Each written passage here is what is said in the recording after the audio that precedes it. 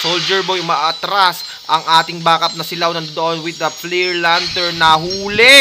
Eto na nga po ang ating JC pero nakapag-circling eagle. Yung Ling nandoon na rin. Naipit nga lang si JC doon and has slay na po ng ating Ling. Nandoon na rin yung mga backup pero yung ating Cold Altar ay nailapag na. Medyo pulado roon. Super Tyron ay tutupa. Flicker in para kay Lau para sa kanyang flare lantern.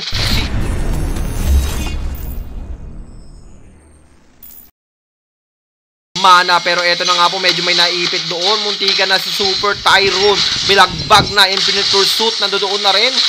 Uy, tinalo na sa mukha. Eto naipit yung ating Ivan TC pero bagsak siya roon. Yung ating Crimson Bacon hinahabol si JC na flare lantern pa imba at si JC ay babagsak tatlo. Uy, flicker in para kay Soldier Boy pero eto ang nahuli ng final judgment ay si JC which is dapat si Imba yun. Grabe.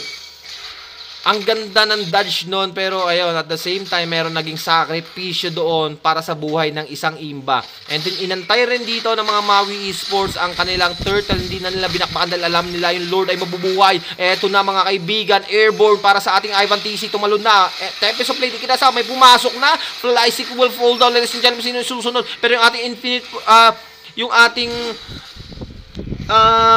tawag na ito. Nawawala tayo. Yung ating Christian natumba na rin Super Boy, Super Tyron bagsak. At etong ating si Soldier Boy tumumba na rin. Hindi na naituloy rito ng side ng mga Maui Esports yung ating Lord. Pero doon si Imba humabol sa kamatayan. Si JC tumatakbo with the flare lantern coming from Leo. Yung Circling Eagle binagsak kay Soldier Boy. Medyo naiipit siya rito. Pulado na rin. Pero may backup siya at the back lane. Ladies and gentlemen, yung ating Tempest of Blade ikinasa. Yung ating Harit gustong umatras pero mafe-flare lantern siya roon. Merong Nether Realm doon pero hindi sapat yung Crucial Fall Down. Yung ating Infernal Pursuit, ang ating Ivan TC medyo namulachi doon. Monster kill para sa ating Lau. Sports ay magdepensa at maghintay ng tamang pagkakataon pero Infernal Pursuit pinasukan with that Nether Realm pero may nakakaligtas ba yung ating Tempest kinasta na rin. Yung Ivan TC ay tutumba.